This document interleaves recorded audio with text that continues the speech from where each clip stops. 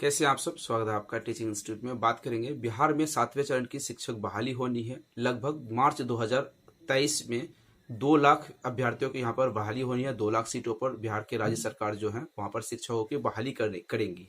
यहाँ पर देखने वाली बात यहाँ पर यह है कि नियमावली में जो गड़बड़ी रेगुलर देखने के लिए मिलती है, जैसे कि बीपीएससी ने 22 दिसंबर 2022 के जो एग्जाम्स होने वाली थी 45,506 पदों पर प्रधान अध्यापक के लिए, उनकी जो नियमावली की वजह से उनकी एग्जाम्स कैंसिल हो गई है। पहले भी 18 दिसंबर को होनी थी एग्जाम्स, लेकिन एग्जाम्स को पोस्टपोन कर दी गई है। अब यहाँ पर नियमावली की वजह से हाई कोर्ट ने, पटना हाई कोर्ट ने इस चीजों को, एग्जाम्स को ही कैंसिल कर दी गई है। पटना हाईकोर्ट का कहना है कि जब तक आप नई सिरे से नियमावली नहीं बनाएंगे उसके संबंध में, तो आप ना तो एग्जाम्स कंडक्ट करवाएं, ना ही आप नियोजन करवा सकते हैं। तो ये प्रधान शिक्षकों की बहाली होगी, उनके लिए एक अलग वीडियो आपको बना के दे दी गई है। चैनल के प्लेलिस्ट में जाके आप देख सकते हैं।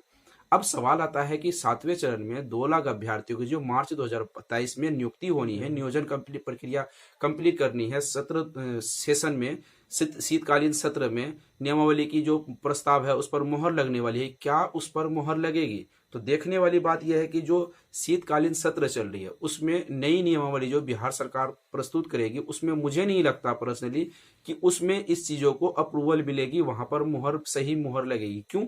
क्योंकि अगर पटना हाईकोर्ट ने बीपीएससी के द्वारा जो 22 दिसंबर को एग्जाम थी उस एग्जाम्स को कैंसिल करवा सकती है, यानी प्रधान शिक्षकों की बहाली को रद्द करवा सकती है सिर्फ नियमावली की वजह से। तो 7वें चरण शिक्षक बहाली के जो नियोजन प्रक्रिया है, जिसके लिए नए सिरे से नियमावली बनाई जा रही है, उन नियमावली के आधार पे, पुराने वाले नियमावली आधार पे कैसी, किस आधार पे यहाँ पर उसको अप्रूवल मिल सकती है? क्योंकि पटना हाईकोर्ट ने यहाँ पर यह कहा है कि सबसे पहले अगर आप नियमावली बनाएंगे, जो भी नियोजन इकाई के तहत नियमावली बनाएंगे, उससे पहले आप संगठन से बात कीजिए, यानी शिक्षक भर्ती के जितने भी बिहार में संगठन है उन संगठन से बात कीजिए। संगठन से बात करने के बाद शिक्षा विद्वान से बात कीजिए, उनके बाद आप उसकी प्रतिक्रिया लीजिए, उसकी राय लीजिए। आप राय लेने के बाद ही नई नियमावली बनाएंगे।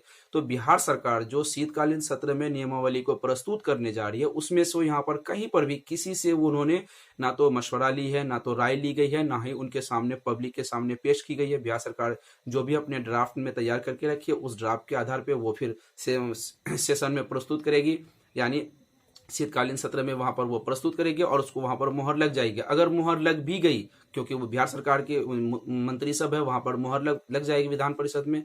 अब आने वाले समय में जब भी वो चीज, उस नियमावली को हाईकोर्ट लेके जाएंगे बहुत सारे अभ्यर्थी, क्योंकि जितने भी 2 लाख सीटों की बहाली होनी है, तो लगभग यहाँ पर बहुत सारे अभ्यर्थी ऐसे बैठे हैं जिनको कुछ ना कुछ प्रॉब्लम, कुछ ना कुछ दिक्कतें तो होंगी। वो हाईकोर्ट जाएंगे और हाईकोर्ट जाने के बाद उस नियमावली को फिर से हाईकोर्ट बिहार सरकार से पूछेगी कि जब हम नियमावली के लिए सबसे पहले बनाने से पहले, अप्रूवल से पहले अभ्यर्थियों तक पहुंचाने की बात कही थी, अभ्यर्थियों को अप्रूवल लेने की बात कही थी, बिहार सरकार ने ऐसा नहीं किया, तो इन नियमावली को फिर से रद्द कर दी जाएगी।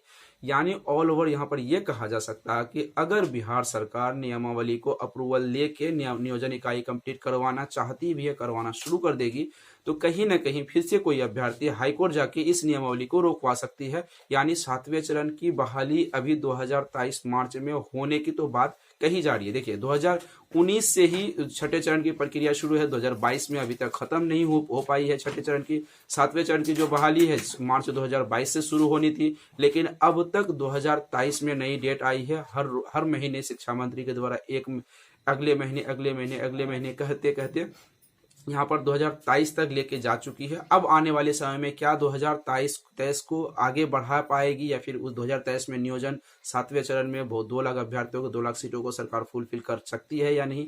देखते हैं। ये सरकार के लिए बहुत बड़ा चुनौती होगा। सरकार के सामने इलेक्शन है, फिर आदर्श आचार संहिता लागू होगी। इसके संबंध में फिर क्या कुछ नई अपडेट आती है, क्या नियोजन होगी? जैसे ही कोई नई अपडेट आएगी, क्या नियमावली जो सरकार ड्राफ्ट प्रस्तुत कर चुकी है, तैयार कर चुकी है, उस पर मुहर लगने के साथ साथ उसको कंप्लीट रूप से सरकार पूरे शिक्षा विभाग के द्वारा यहाँ पर नियोजन करवा पाएगी कि नहीं? जो भी नई अपडेट आएगी आपको अपडेट टाइम टू टाइम दे दी जाएगी। टीचिंग इंस्टीट्यूट के साथ आप बने रहें। टीचिंग इंस्टीट्यूट के सीटेट 2022 की क्लास आपको रेगुलर मिल रही। सीटेट 2022 की पीडीएफ फॉर्म में नोट्स लेने के लिए 7634993536 नंबर पर आप व्हाट्सअप करेंगे तो आपको कंप्लीट नोट्स मिल जाएगी। फिर मिलते हैं अगली वीडियो में। Thank you.